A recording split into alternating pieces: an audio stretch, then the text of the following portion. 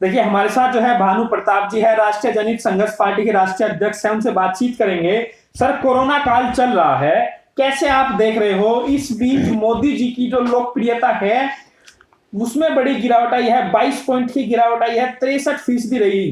कैसे देख रहे हो इस हफ्ते में? नहीं, ये 63% भी गलत बताई गई है। मेरे अपने आकलन के हिसाब से ज्यादा 10% मोदी जी की जो है पॉपुलैरिटी, जिसे आप कह रहे हो, वो हो रह गई है। देखिए, आपके और मेरे कहने की जरूरत नहीं है।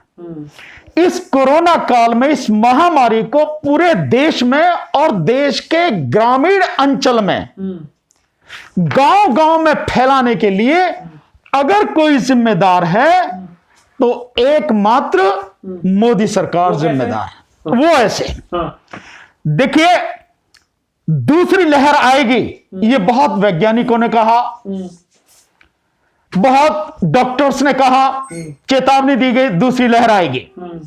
लेकिन मोदी जी ने अंतर्राष्ट्रीय क्षेत्र में घोषणा कर दी जनवरी फरवरी में कि भारत ने कोरोना को बिना वैक्सीन के ही हरा दिया है, खत्म कर दिया है कोरोना। और ये जनवरी फरवरी में बात हुई, और मार्च से क्या हाल हो रहा है? नंबर 1, अति आत्मविश्वास था। अति आत्मविश्वास नंबर 1। आपने तैयारी कुछ नहीं की और आपने झूठ बोला, आडंबर ऐसा खड़ा किया कि आपने सब कुछ कर लिया है। जब पिछले बार जो कोरोना आया था पिछले साल, उस समय 162 oxygen plant PM care fund के माध्यम से लगाने की बात हुई थी जी। लेकिन पिछले साल अक्टूबर तक उसके विषय में कोई कार्रवाई नहीं हुई, और अब तक जो बनकर तैयार हुए, तो बताते हैं 33 बनकर तैयार हुए, जिसमें मात्र 7 या 11 ही प्लांट केवल वर्किंग पोजीशन में थी। और यह बात वैज्ञानिकों ने बता दी थी, डॉक्टर्स ने बता दी थी, एक्सपर्ट्स ने बता दी थी कि ऑक्सीजन की जरूरत पड़ेगी अगर दूसरी वेव जिस समय आएगी, क्योंकि पीछे भी ऑक्सीजन की, लेकिन इतनी बड़ी मात्रा में जरूरत नहीं थी, तो ये बता दी गई थी। तो आपने ऑक्सीजन का इंतजाम क्यों नहीं किया? दूसरा, जनवरी में भारत ने, यानी मोदी सरकार ने 9000 मीट्रिक टन ऑक्सीजन विदेशों को निर्यात करी। यह स्थिति आपके अपने देश में नहीं है और आप दूसरों को कर रहे हो। दूसरी स्थिति यह है कि ऑक्सीजन का सबसे बड़ा उत्पादन करने वाला देश है भारत, जहां प्रतिदिन 7000 मीट्रिक टन ऑक्सीजन का उत्पादन होता है। लेकिन यह कंट्रोल किसके हाथ में है? सेंट्रल गवर्नमेंट के हाथ में। सेंट्रल गवर्नमेंट में मोदी सरकार के हाथ में। लेकिन आप उसका डिस्ट्रीब्यूशन नहीं कर रहे हो। आप डिस्ट्रीब्यूट करने के लिए आपके पास क्रायोजेनिक जो वो होने चाहिए, जो ट्रक और जिसमें वो भेजा जाता है, वो आपके पास नहीं है। उसकी व्यवस्था आपको करनी थी, जब आपको मालूम है कि ये सारी चीजें हैं। तो और इससे भी बड़ी जो बात है, मोदी जी ने जो बंगाल और 5 राज्यों में इलेक्शन कराया, उस इलेक्शन की जरूरत नहीं थी। और उससे भी ज्यादा, अगर आपकी बुद्धि पूरी तरह से भ्रष्ट हो ही गई है और सत्ता की हवस आपके सर पर चढ़कर बोल रही है, उसके अलावा आपको कुछ नहीं दिख रहा, तो आप इलेक्शन एक फेज में सभी 5 राज्यों में करा सकते थे। इसमें दिक्कत क्या थी? केवल विधानसभा के तो इलेक्शन है, आपने 3 फेज में कई जगह तो कराया, मतलब कुछ राज्यों में तो शायद जैसे असम में है, उनमें 3 फेजेस में कराया आपने। और जो आप पश्चिम बंगाल है, उसमें 8 फेज में कराया। यहां तक कि जब कोरोना के ये जबरदस्त होने लगा, फैलने लगा, उस दौरान भी ये बात कही गई कि भाई इसको जो बकाया बचे जो 3 फेज है, उनको एक में ही करा लीजिए। तब भी सरकार ने, मोदी सरकार ने मना किया, गृह मंत्री ने मना किया कि नहीं, जितने फेज जैसे होने हैं वैसे ही होंगे। और उसके बाद में आप देख रहे हैं कि पश्चिम बंगाल में किस तरह की हालत हुई है। आज ये जो स्थिति पैदा हुई है, इसको आप सीधा किसको जिम्मेदार मानते हैं? सीधा के अंदर भी पंचायत चुनाव के बाद जो है कोहराम मच गया, घर घर से जो है लाशें निकल रही थी, लोग अपनों को खो रहे थे। कैसे आप देख रहे हैं? पंचायत के चुनाव है, प्रधानी के चुनाव हुए, लेकिन चुनाव के बाद अब जब अध्यक्ष पद का चुनाव होना है, 10 से 20 लोगों को वोट डालना है, अब कह रहे हैं कि भाई अब कोरोना फैल जाएगा, प्रधानों को जो है बाद में जाके हम जो है शपथ ग्रहण करेंगे। तो इसके पीछे क्या लॉजिक आपको समझ में आ रहा है? नहीं, देखिए बहुत सीधा सा है। इसके लिए जिम्मेदार केवल और केवल मोदी सरकार है। 5 राज्यों के चुनाव, ये चुनाव टाले जा सकते थे जब स्थिति ऐसी है। इसमें कोई ऐसी बात नहीं थी। सरकार जो आपके संविधान में प्रावधान है, उन प्रावधानों का आप सदुपयोग करते हुए उसको टाल सकते थे, कोई दिक्कत नहीं थी। ऐसा कुछ नहीं हो जा रहा था कि अगर ये जो चुनाव टल जाते तो धरती या आसमान इधर से उधर हो जाता, कुछ नहीं होता। आप टाल सकते थे, आपने टाले नहीं। दूसरा, जो कुंभ का आयोजन है, आपने उस कुंभ के आयोजन को क्यों नहीं टाला, जहां बताया जाता है कि 35 से 40 लाख लोग स्नान करें। और उसके बाद स्थिति क्या है, आप सुन के हैरान होंगे कि उत्तराखंड में उस कुंभ के बाद में स्थिति कोरोना की बड़ी भयानक हो गई है। वह कुछ जगह पे तो 45% तक जो संक्रमण है वो फैल गया है। मतलब इतनी मौतें वहां पर संक्रमण से हो रही हैं, कोरोना संक्रमण से, कि आप कल्पना नहीं कर सकते। तो इस कुंभ में जो लोग भी गए, देश के सभी भागों से गए, ऐसा तो है नहीं कि केवल एक ही प्रदेश से गए, हर प्रदेश से लोग गए, विदेशों तक से भी जो कुंभ में लोग आए। तो ये लोग जहां जहां भी गए, निश्चित रूप से उसके बाद संक्रमण फैला। तो कुंभ रोका जा सकता था।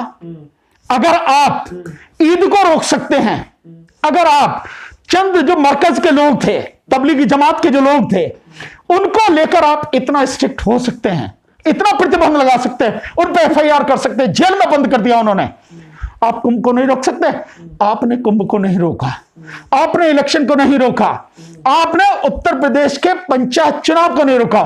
पंचायत चुनाव इतने जरूरी थे जो लगा एकदम ही करंट है। तो रोक दिया ना, अध्यक्ष पद रोक दिया। नहीं, अध्यक्ष पद जो रोका है वो बेईमानी है, वो बीजेपी के दिमाग में बेईमानी है। क्योंकि इस जिला पंचायत के चुनाव में मोदी, उसका बीजेपी का एक तरह से सुपड़ा साफ हो गया। जितने लोग भी उनके 650 के लगभग जीत के आए हैं, जीत के आए नहीं हैं, जबरदस्ती जिताए गए हैं, और वो गुंडागर्दी के दम पर जिताए गए हैं। और अब जो स्थिति हो रही है, अब यह है कि जहां जहां प्रमुख बनाने हैं, जिला पंचायत के अध्यक्ष बनाने हैं, ये जो समय के भाई अब इसको कोरोना की वजह से नहीं है, कोरोना की वजह से तो रोकते तो तभी रोकते जब सब बोल रहे थे। क्योंकि 15 अप्रैल के बाद से उत्तर प्रदेश में बड़ी स्पीड से कोरोना का संक्रमण फैला और लोगों की मौतें हुई। 850 से ज्यादा तो आप देख रहे शिक्षकों की मौतें हुई हैं जो इलेक्शन ड्यूटी में थे। 1600 से ज्यादा, 1600 बताइए, 3 बता रही है, बताइए, मतलब 3 बता रही है, 1600 से ज्यादा है। 850 की तो तब उन्होंने लिस्ट दी थी, ये करीब 10 दिन पहले वाली बात मैं बता रहा हूं। अब शिक्षक संघ ने बताई 1600 शिक्षकों की मौत। ये अपने आप में बड़ा डरावनी स्थिति है, इसको समझने की जरूरत है। तो 1600 शिक्षकों की मौत हो गई। और अब जो आप ये रोक रहे हो, ये सिंपल ये है कि किस तरह से मेंबरों को, BDC के मेंबर, जिला पंचायत के मेंबर, उनको खरीदा जा सकता है, उनको डराया जा सकता है, ताकि जिला पंचायत अध्यक्ष अपना बनाया जा सके, और जो है ब्लॉक का जो अध्यक्ष है, वो ब्लॉक प्रमुख जो है वो अपना बनाया जा सकता है।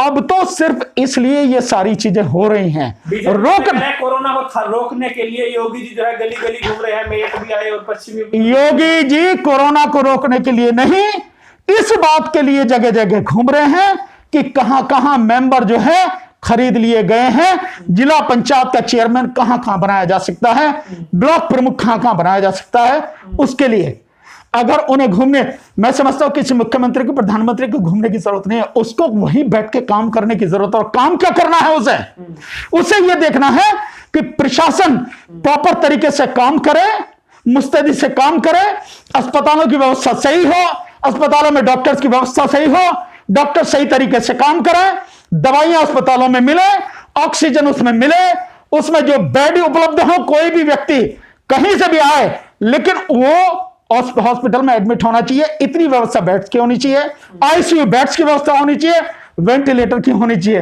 पर यहां तो PM केयर फंड के जो वेंटिलेटर आए हैं, उन्हीं की हालत यह है कि 80% से ज्यादा वो किसी काम के ही नहीं। ये स्थिति है, आप समझ रहे ना। तो जो काम करने का है वो तो आपने किया नहीं। अरे शर्म नहीं आती है कि हॉस्पिटल के सामने लोग गाड़ियों में सांसें लेने के लिए तरस रहे हैं, उन्हें ऑक्सीजन नहीं मिल रही है और बिना ऑक्सीजन के वहीं मर जा रहे हैं। एक नहीं कितने उदाहरण हैं। यूपी का हाल आज की तारीख में यह है, एक एक गांव में 20-20, 30-30, 40-40 मौतें हो चुकी हैं। ये स्थिति है। एक गांव बुलंदशहर में ही है, परवाना, बताते 33 लोगों की मौत हुई है। अभी मैं आपको थोड़ी देर पहले बता रहा था, जो यहां नोएडा में सादुल्लापुर गांव है, यहाँ पे वैदपुरा गांव है, इन गांव में बहुत लोगों की मौत थी। मेरठ में आप देखिए, मेरठ में कितने लोगों की मौत हुई। एक एक परिवार से 3-3, 4-4 लोगों की मौत हुई। भैया जिसका मरता है ना, जिसके परिवार का चला गया, बिना ऑक्सीजन के, बिना दवाई के, बिना अस्पताल, डॉक्टर और बेड के, दर्द उससे पूछो किसी और को महसूस। लहर की बात कही जा रही है, क्या आपको लग रहा है सरकार की तैयारी पूरी है? और अभी जो है कुछ आंकड़े लग रहा है कि कुछ डाउन जा रहा है, क्या आपको लग रहा है, कैसे आप देख रहे हो? देखिए आंकड़े तो सब फर्जी हैं, आंकड़े तो पूरी की तरह से फर्जी हैं। मैं आपको बता रहा हूं, नहीं डाउन तो वो उनके हाथ में है। जब आप टेस्टिंग नहीं करोगे तो डाउन जाएगा। आप जरा एक आंकड़ा देखो, कल का ही 2,63,000 का आंकड़ा बताया गया है कल का, कि इतने लोगों को संक्रमण हुआ 24 घंटे में, मौत कितनी हुई? 4,332। अब कैलकुलेट करो, जिस समय 4,10,000 के लगभग संक्रमण था तो मौत हो रही थी 4,000 या 4,110 के लगभग, और अब संक्रमण कम हो गया, मौत का आंकड़ा बढ़ गया। यानी अगर कैलकुलेट कर लो तो 70 से 80% मौत का आंकड़ा बढ़ गया। ये उसी स्थिति में है, ये जो दिखाए जा रहे हैं। आप टेस्टिंग नहीं कर रहे प्रॉपर तरीके से, ये मैं नहीं कह रहा, पूरी दुनिया कह रही है टेस्टिंग कर नहीं रहे। टेस्टिंग करोगे ना तो पता कैसे लगेगा संक्रमण कितना है। दूसरा, गांव में कोई टेस्टिंग नहीं है। उत्तर प्रदेश की अगर बात करो, 1 लाख गांव हैं, 1 लाख गांव, और वहां कोई टेस्टिंग नहीं, वहां पे कोई दवाई नहीं, कोई हॉस्पिटल नहीं है। जितने भी जो है प्राइमरी हेल्थ सेंटर हैं, कम्युनिटी हेल्थ सेंटर है, वो सब बंद पड़े हैं। वहां पे गाय भैंस बकरियां कुत्ते जो घूम रहे हैं, कहीं वहां पे कोई डॉक्टर नहीं है, कुछ नहीं है। तो आप कैसी इलाज की बात कर रहे हो? जो आंकड़े हैं उनको देखो, आंकड़े क्या हैं, इससे आप एक अंदाजा लगाइए कि प्रयागराज में यानी इलाहाबाद में गंगा के तट पर लगभग 1 किलोमीटर, एक पुल, उसका नाम में ध्यान नहीं आ रहा, फ्लाईओवर है वो, पुल है उसके ऊपर, गंगा के ऊपर, उस पुल के नीचे से 1 किलोमीटर दूर तक रेत में लाशें दबी हैं, और उनकी संख्या 4,000 से ज्यादा बताई जा रही है। कोई 2,000 बता रहा, कोई 4,000 से ज्यादा। उसने वहां बैठ के खड़े होके जो मतलब खड़े होके वो सारा सबको दिखाया है। दूसरा, 2,000 जो आप देख रहे हैं, उसकी दैनिक भास्कर की जो रिपोर्ट है, उसके जो पत्रकार हैं, बिजनौर से लेकर बक्सर तक, वहां तक पूरे बिहार तक गए हैं, 27-28 जिलों में वो गए हैं। उन्होंने बताया कि 1140 किलोमीटर की उन्होंने यात्रा की, और उसमें नदी में तैरते हुए 2,000 शव उन्होंने देखे। मतलब 2,000 शव तैर रहे हैं, 4,000 अकेले प्रयागराज में उसमें दबा दिए गए हैं रेत में, जो कभी भी मतलब उगड़ सकते हैं, और शवों को कुत्ते खा रहे हैं, कौवे खा रहे हैं। मतलब इन हालात में आप क्या समझ रहे हैं? मेरे विचार से देखिए आंकड़े की मैं आपको बात बताऊं, आंकड़े को इस तरह से देखो कि जो आपका बनारस है, प्रधानमंत्री का वो है, उसमें 3 गुना से ज्यादा आज की तारीख में वहां पे लाशों का अंतिम संस्कार होगा। 3 गुना से ज्यादा। आप समझ सकते क्या स्थिति? बीएचयू हॉस्पिटल की क्या हालत है, आप वहां जाके देखिए, ये स्थिति है वहां पर। और दूसरा, गांव, 1 लाख गांव है उत्तर प्रदेश में। अगर आप मोटे से मोटा, जिस तरह की रिपोर्ट आ रही है, एक गांव में हर दिन में 1 से 2 लोग मर रहे हैं, औसतन भी अगर आप लगा लीजिए, 1 लाख गांव में अगर 2 दिन में 1 आदमी मर रहा है, तो 50,000 लोगों की मौत रोज हो रही है। सरकार कितने जो बताया जा रहा है, सरकार कितने आंकड़े दिखा रही? सरकार दिखा रही है मात्र 300, 250 इतने वो दिखा रही है। इसको आप इस तरह से भी कैलकुलेट करें। अभी जो है दिव्य भास्कर, जो दैनिक भास्कर का ग्रुप का हिस्सा एक वो है, गुजरात की एक रिपोर्ट उन्होंने दी है, उसमें उन्होंने बताया है कि 1 मार्च 2021 से लेके 10 मई 2021 तक 71 दिनों में जो वहां से मौत के सर्टिफिकेट, मृत्यु प्रमाण पत्र जारी किए गए हैं नगर पालिका द्वारा, वो है 1,23,000 से ज्यादा, यानी 1.25 लाख। और सरकार क्या कर रही है? सरकार बता रही है 4,218 लोगों की मौत मात्र। आप अंतर देखिए आप जी, मतलब ये स्थिति, ठीक ही स्थिति मैं कह रहा हूं, मेरे अपने आकलन के हिसाब इस देश में आज तक जो स्थिति है, सरकारी आंकड़े तो 2,70,000 के बताए जा रहे हैं, इतने लोगों की मौत हो चुकी है। एक अंतरराष्ट्रीय संस्था है, उसने सारा कैलकुलेट किया, जो आंकड़े इधर उधर से हैं सब, वो कह रही है कि दुनिया में 60,93,000 से ज्यादा लोगों की मौत हो चुकी है, जिसमें 10% भारत में, मतलब 6,54,000। तो मेरा अपना आकलन है, भारत में जिस तरह की स्थिति है, गांव की कोई गणना नहीं हो रही और टेस्टिंग नहीं है, तो आप कोविड में उसे कर नहीं रहे, तो कोविड मान ही नहीं रहे, तो कम से कम 25 से 30 लाख लोगों के, मुझे ऐसा लगता है, मौत इस देश में हो चुकी है। लोगों के मन में एक डर है और कोशिश है कि जल्दी से जल्दी लोगों को वैक्सीन मिले, वो भी नहीं मिल पा रही है। सरकार ने एक तीसरी दवाई भी लेकर आई है, सरकार डीआरडीओ ने एक दवाई बनाई है, एक बाहर से भी एक दवाई आई है। तो आप कैसे देख रहे हैं इस सब के बीच जो बीजेपी की सांसद है साध्वी प्रज्ञा ठाकुर, वो कह रही है अगर गौमूत्र पिया जाए तो बिल्कुल कोई दिक्कत आने वाली नहीं है। उन्होंने कहा कि मैं खुद डेली गौमूत्र पी रही हूँ, देसी गाय का गौमूत्र पी रही हूँ और मुझे कोई दिक्कत नहीं है, मैं बिल्कुल ठीक हूँ, इसका सेवन किया जाए कुछ नहीं होने वाला। उससे ये पूछो साध्वी प्रज्ञा से, अब गौमूत्र पी रही है ना, इससे पहले एम्स में भर्ती थी, काय को भर्ती थी वहां पे? कैंसर का इलाज चला ना उसका, एम्स में भर्ती थी ना वो, क्यों भर्ती थी? एक ये कह रहे हैं, एक उधर का ही है बलिया का, जन कहां का, एक उनका एमएलए है जो कह रहा है गौमूत्र पियो, और एक गोबर से नहाने की, पता नहीं गुजरात का ही है, गुजरात से भी जो वीडियो आ रही है कि उससे गोबर से, गाय के गोबर से जो है नहा रहे हैं। ये पागलपन के अलावा कुछ नहीं। डॉक्टर सी कह रहे हैं लगातार कि इस तरह से बीमारी और फैल सकती हैं, ये सब नहीं करना चाहिए। साइंटिफिक टेम्पर के खिलाफ नहीं, देखिए साइंटिफिक टेम्पर के खिलाफ बीजेपी आरएसएस हमेशा से रही है। ये केवल अंधविश्वास फैलाना चाहते हैं और अंधविश्वास फैला के इस देश के लोगों को सिर्फ इसी अंधविश्वास में सड़ते रहने देना चाहते हैं। इनका यह है, क्योंकि अगर लोगों में तार्किकता आ जाएगी, अगर लोग वैज्ञानिक चीजों को मानने लगेंगे तो लोग इनकी बात पर सवाल करने लगेंगे, और यही इनके लिए सबसे बड़ा जो खतरा है। इसलिए हर तरह की तार्किकता, हर तरह की आलोचनात्मक स्टडी, हर तरह की वैज्ञानिकता, इसके विरोध में बीजेपी हमेशा रहती है। तो ये जो सारी चीजें हैं, ये सब के सब अंधविश्वास फैलाने वाली हैं, लोगों को मूड बनाए रखने की, मूर्ख बनाए रखने की एक साजिश है। दूसरी बात, जो वैक्सीन है, आप वैक्सीन के ऊपर देखें, वैक्सीन की स्थिति क्या है? वैक्सीन हमारे देश के वैज्ञानिकों ने इजाद नहीं की, सबसे बड़ी स्थिति है, और लोगों को धोखे में रखा गया। किसने बनाई है?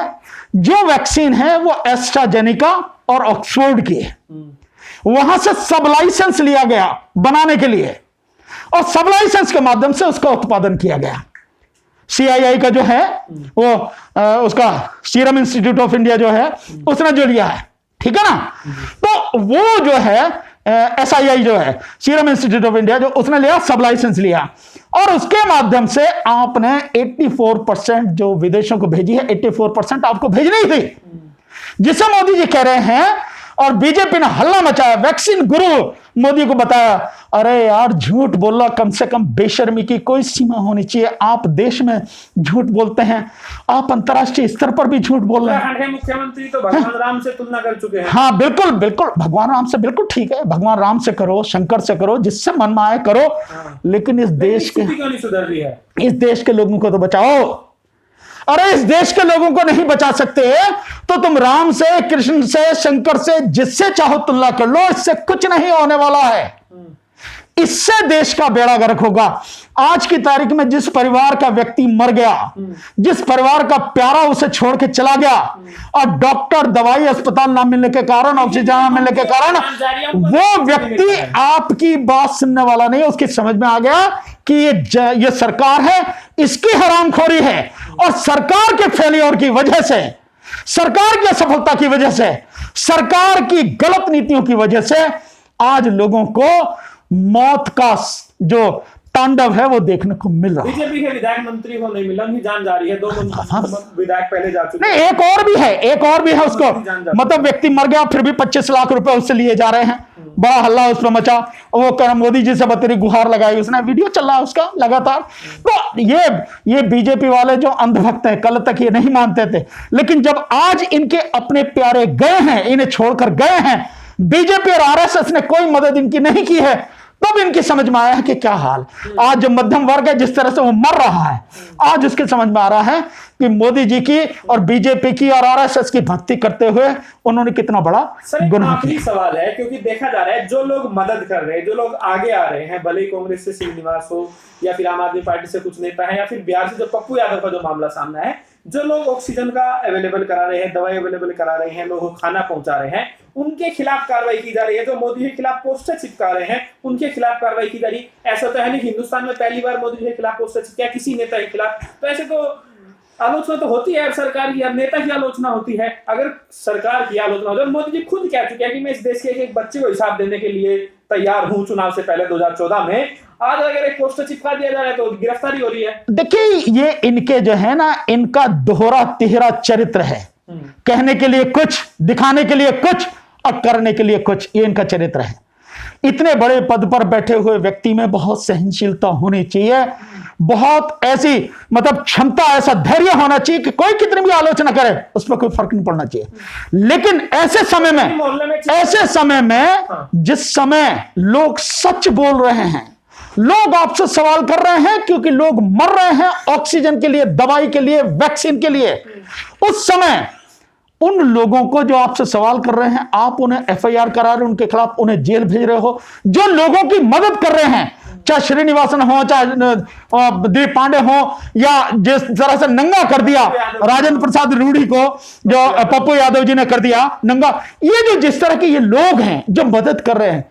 इवन मैं आपको बताऊं कि यूनाइटेड सिख के जो साथी हैं, उन्होंने ऑक्सीजन का इंतजाम किया फरीदाबाद में। वहां पे एसडीएम ने जाके जो है उनको ऑक्सीजन सिलेंडर नहीं लेने दिए। वो सिख समाज के लोग जो मतलब आप देखिए, पहली बार से लोगों ने सुना होगा ऑक्सीजन लंगर, ऑक्सीजन लंगर। उन्होंने, आप यहीं चले जाइए, यही गाजियाबाद में इंदिरापुरम में जो ऑक्सीजन लंगर, जो गुरुद्वारा है, लोगों को ऑक्सीजन लगा रहे हैं सड़क पे, गाड़ी में, कितने लोगों की जान बचा ली।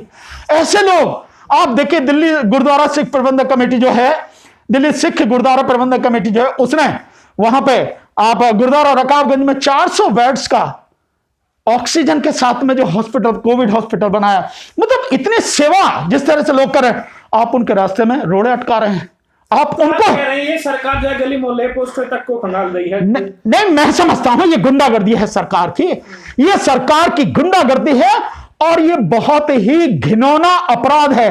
तुम लोगों को दवाई नहीं दे सकते, ऑक्सीजन नहीं दे सकते, बेड नहीं दे सकते, आईसीयू बेड नहीं दे सकते, वेंटिलेटर नहीं दे सकते।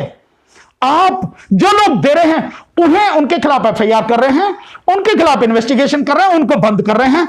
मैं समझता हूं इससे बड़ा जघन्य अपराध, घिनौना अपराध होगा नहीं।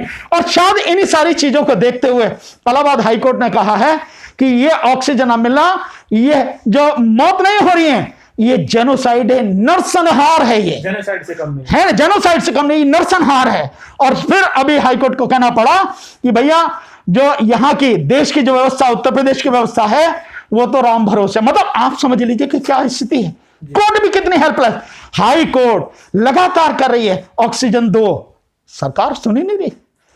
ये स्थिति है। Thank you sir, thank you so much.